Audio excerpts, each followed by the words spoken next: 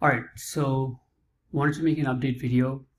There's been a lot going on. I've been doing a tremendous amount of research, just talking to more and more people who has been in a similar situation as mine, um, and also just connecting the dots and rereading previous notes, going back months and months in Facebook groups and history of people that posted and how they progressed, etc., etc. Now, wanted to make this video to kind of get things in order, my thoughts in terms of which narratives are mainly at play right now. So to kind of, first of all, starting with a summary, the main issue I'm facing right now is that my immune system is too weak to receive the treatment, right? The instability is there, that part of my neck, and to get that treated, I either have to do prolotherapy, which is dextrose, also like kind of like sugar water. I can't eat a piece of sugar grain, and injecting dextrose in my neck area could be dangerous. So then we're considering PRP, which is taking my own blood, but even that could be dangerous because the doctor is saying that they're not sure if my blood is like basically clean because I have all these issues. A lot of them could be because my blood is inflamed. So it could be that I'm taking inflamed blood and injecting it into my neck, which could be an issue. So all in all, the challenge right now is really how do we get the immune system to calm down, to stop being so crazy where basically like I'm like fainting and stuff if I eat a carrot or anything, couple like went to the ER, I didn't even know, like couldn't even tell if it's because they changed the brand of the potato. It's still organic sweet garnet red potatoes. I mean organic red garnet sweet potatoes. It just came from a different farm, and it could have been the reason why I had that reaction. So all in all, that's a challenge here. So where does that leave us? As these are the main things that are at play right now, meaning being able to address my mast cell, which is what we're suspecting is one of the biggest reasons for my immune to be so crazy. CFS leak, being able to rule this out, that my spinal fluid is leaking. A lot of people have this who have previous accidents, and they just keep leaking for years and years and years, and it's part of it that gets worse. Makes their symptoms worse. Dysautonomia, I'm pretty sure I have this. It's a pretty broad topic, and we don't know how to combat it just yet. And also, the best doctor for this field is not even available till like February next year, which is another big issue in this whole journey right now. Is that if you want the best doctors, it's not only that they're super expensive, but they're just not available. They're just booked out for months and months and months, and it's just nothing you can do about it, pretty much. So the ones after here is just things that I'm gonna be that I scheduled time with. I have craniosacral therapy coming this week for the first time, so I'm gonna be trying that to see if we can alleviate some pressure in the head. I have an Atlas orthogonal adjuster also coming up a week from now, so it's like next week. And then a couple of the notes that came in. So that's kind of the background. Now let's take a step back and circle around to come to what is immediate and how I am approaching this right now. So the doctor I'm going to who's a local prolotherapist, a specialist in working with people with regenerative medicine, but also specialist with working with people who had accidents, right? Because they often have to be a little bit more complicated because there's a mechanical structure that's damaged on top of just other people who sometimes just have neurological problems without any kind of damage, right? So anyways, the point is I just took the notes here. Some of the recordings I did of the calls lately, they just didn't get recorded. Like, I think something happened. I just couldn't find the file after. So I'm just going to go over the notes that they talked about. So it still leaves the main highlights. And basically what we went through is that, there's infections in my stomach. I have mitochondrial disease. And there's also some internal bleeding and stuff along my, gut linings and etc. So these two wasn't really aware. We knew that my whole system inside is messed up. Even when I was working with Brett, he had a plan where he said that there's things we need to detox you from, but step one to detox was to get my immune system to calm down. And when we tried the very weakest thing, which was a stomach enzyme, a digestive enzyme, I had reaction to that. So we had to stop the protocol. So he's basically coming down to the same thing, but at this point it looks like it's worse. So my inside linings and everything are getting worse because, it's just, these things are not going to fix by itself. And I'm just spending more and more time trying to see if I can get better in some way. But we're stuck in this catch-22 where I'm getting sicker, but I can't take any kind of treatment, medicine, or anything because my immune system goes insane, right? So what we are trying to do now that we know that we cannot go down and fix my neck right away, we have to get the immune system to calm down. We're looking at possibly to get artificial immunity. So we didn't go in depth how that works, but basically they can give me certain things that make me feel as if I have a stronger immune system, which can tolerate some medicine for a couple of weeks before I lose it, right? That way it'll make it easier for me to, go through with it. So that's the best, probably what we can do for now. The only thing I'm waiting for is getting a green light to go through with this from the mast cell team, which I'll talk about in a second. But this is probably what we are going to be going towards, right? I almost want to put green, but maybe some other color, like highly considering this, because it's getting to the point where, my body's not gonna heal by itself. We know that. I'm getting sicker and sicker. The rate of me going to ERs and having emergencies is getting more frequent, but I can't treat my body because it's just can't receive any treatment. So this is the first time I'm coming across this concept of artificial immunity. And he said that even with the infections to kill the bugs and stuff, it could be done if we really go hard and really just throw everything that we're supposed to throw at it without me having to stop the protocol and stuff. Then we should be able to do it.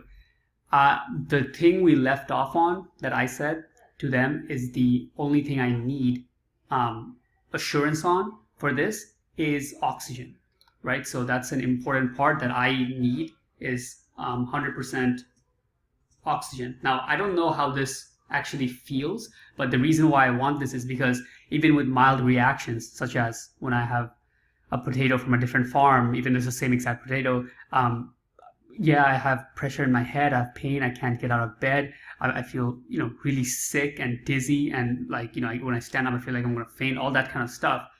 But the one that kills me more is my oxygen levels go down, right? And I actually have a really hard time catching my breath. So this is the one that I'm only scared about. Everything else, I think I'm at a point where I would just tolerate it no matter how bad I feel and how sick I get, and how long the nights are. 3 weeks is a long time if the reactions are going to be hard, but I think I'm just going to have to put up with it. Just have to make sure that my breathing stays intact. Because if this goes, then I get way too, then I can't do anything. I have to stop whatever's going on. If I think I literally can't breathe. This is what makes me run to the ER most of the time. It's not actually the other things where my head is hurting too much and stuff. It's usually the fact that along with everything else, I also cannot breathe. So that's kind of where we're at with the strongest plan, you could say, for hitting the immune system and actually making a dent in the infections in my stomach, seeing if we can address this stuff, and things like this. Okay, this goes hand in hand. Also, what they said is to get the CFS leak ruled out, I could get a possible blood patch. So how this works is that if you have damage in your spinal fluid, basically, I mean, you have a leak and your spinal fluid is leaking, normally you have to confirm that with a MRI. Now, with MRI, I need contrast. So they need to inject that dye so they can see how the dye is flowing through my body to confirm that, it's actually leaking. But I react to contrast. It's probably like one of the more dangerous things I could take. So I cannot take MRI with contrast. And this kind of stopped this whole program that, okay, as soon as they told me I have to have contrast, I'm like, I'm not sure if I can do it then, because who knows? I mean, I've been talking to people, and some of the people who told me that, who have my symptoms similar, after they did MRI with contrast, they just never recovered. Like from that day, their life changed and got way worse, and they just never went down because of the damage it did just from the dye. So I don't want to risk that, especially because few of the people that I'm talking to, I'm actually much more sensitive to food than they are. They might be worse than me in stability and neck problems and pain in the neck, etc., which I see common. Like my neck itself doesn't hurt as much. My head does, but not my neck. But sensitivity to food is, I haven't seen anybody who's down to my level yet, meaning they can only eat 2 foods, right? I have like 4 elements right now: sweet potato, salmon, salt, water. Okay. So possible blood patch is, the blood patch is what you do to fix a leak. This doctor is saying that, again, I'm at a point where I can't even tolerate if I have contrast or not. He's like, why don't we just do the blood patch? We just inject the blood, I mean, or however you do, like, I think they just take some blood out of your hand and put it into the, like that wherever it's leaking, and it forms a clot, so the leak stops, right? And he's saying that if you have a leak, it will fix it. If you don't have a leak, it won't fix it. So not sure about this, because these guys at Duke Medical are known to be like, I mean, it's clear in all Facebook groups everywhere and all the talks they do, they're known to be the best at CFS leaks. And they were very adamant that we must know exactly where it's leaking and have it very well diagnosed before we do any kind of, invasive work on me.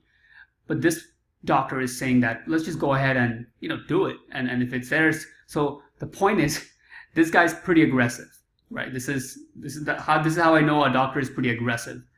And it might be what I need right now, because it's at a point where everybody else kind of backs off when they see the symptoms, and they try to just back off because they are afraid that any little thing can set me to a position where, I just like have some kind of crazy reaction and can't like just suffocate or something like that.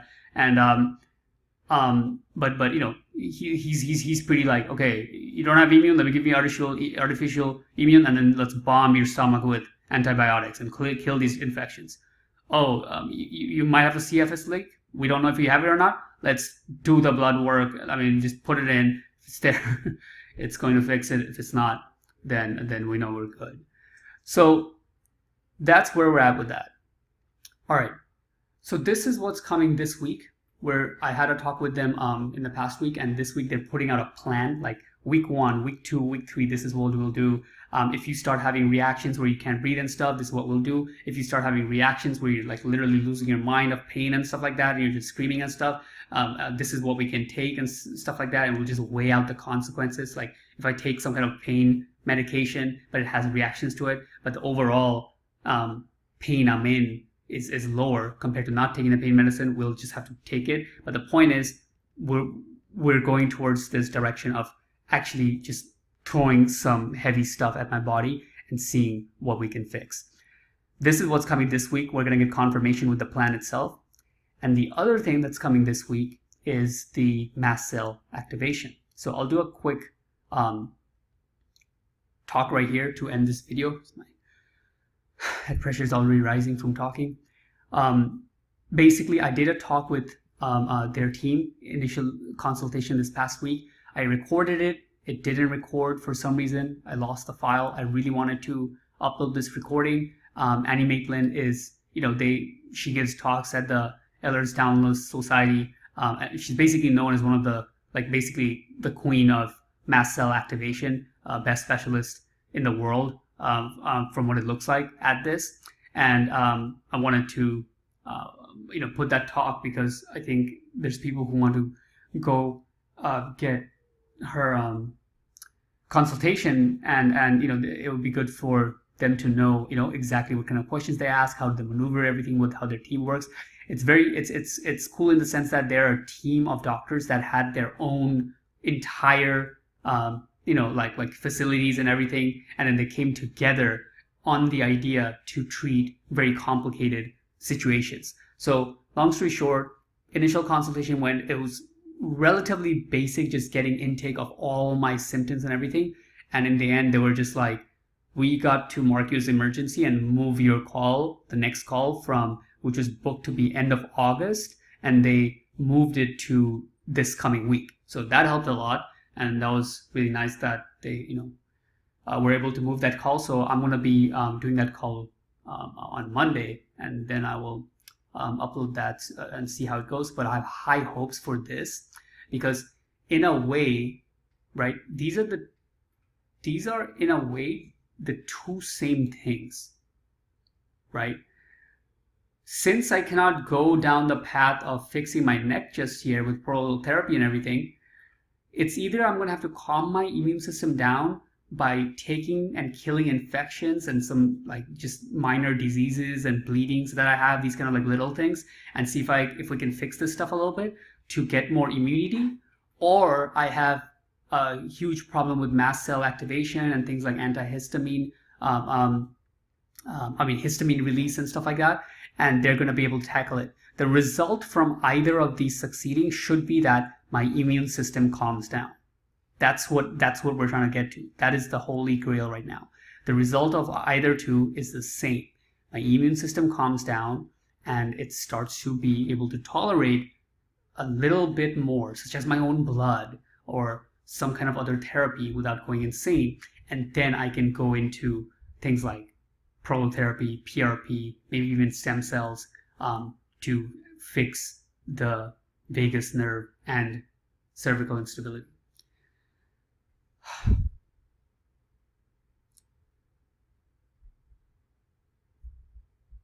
I like doing these videos because, again, it really forces me to know where I'm at myself, and kind of gets my mind, I feel, a lot more clear going into the week with all the doctor visits that I have coming in. I have several other consultations that's on the side with craniosacral therapies and stuff like that, but these are the main things, and this is what matters right now.